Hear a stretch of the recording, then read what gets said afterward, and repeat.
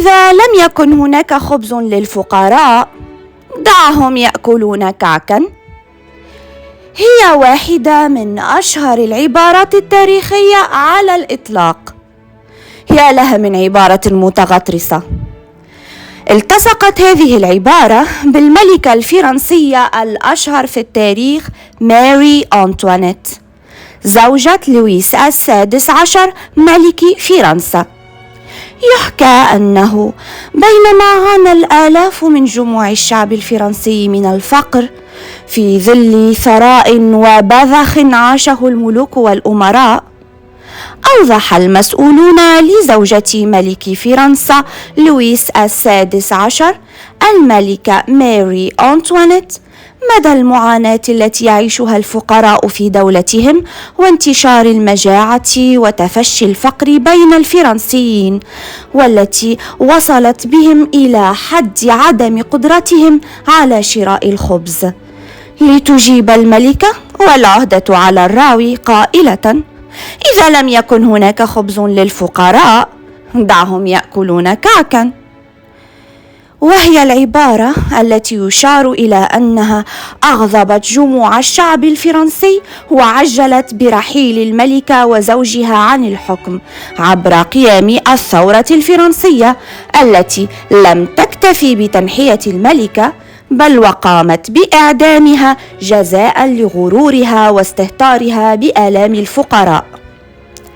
إذا لم يكن هناك خبز للفقراء دعهم يأكلون كعكا هي الترجمة التي برزت بالمصادر الفرنسية بشكل أدق تحت كلمات دعهم يأكلون البريوش، وهي الترجمة التقليدية للعبارة الفرنسية S'ils n'ont pas de pain, qu'ils mangent de la brioche، حيث لا تحتوي العبارة الفرنسية الأصلية على أي ذكر للكعك، والبريوش هو نوع من الخبز الفرنسي الفاخر الذي يصنع أساسا اعتمادا على الدقيق والبيض والزبدة.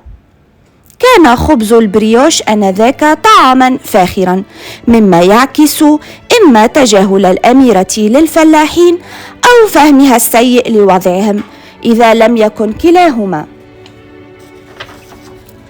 فهل قالت الملكة الراحلة ماري أنطوانيت حقا تلك الجملة التاريخية الكريهة وكانت سببا في الثورة الفرنسية؟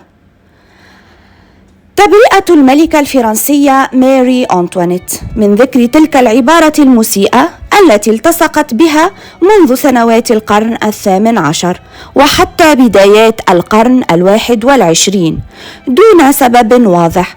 فقد أشارت المؤرخة أنطوانا فرايزر كاتبة السيرة الذاتية للملكة، تقول أنطوانا: لا تتسم تلك العبارة مع شخصية ماري الذكية من ناحية والمراعية للمشاعر من ناحية أخرى.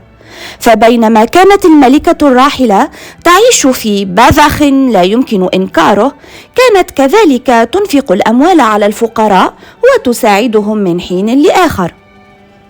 يعود سر التصاق تلك العبارة بالملكة ماري أنطوانيت ورودها في الكتاب السادس من اعترافات جون جاك روسو، سيرته الذاتية. يروي روسو في كتابه كيف كان يبحث عن الخبز ليرافقه مع بعض النبيذ الذي سرقه.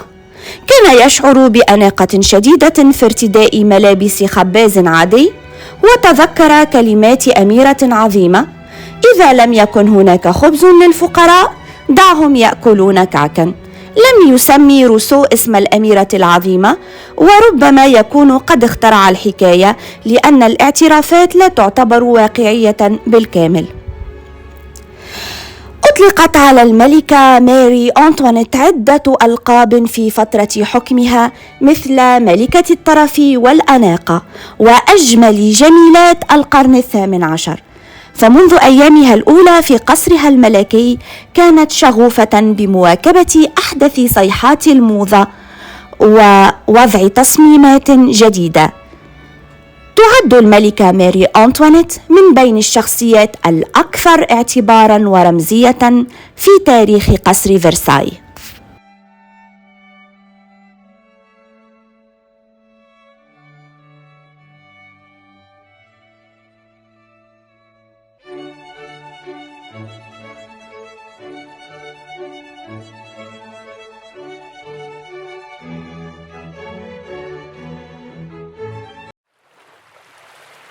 السلامة.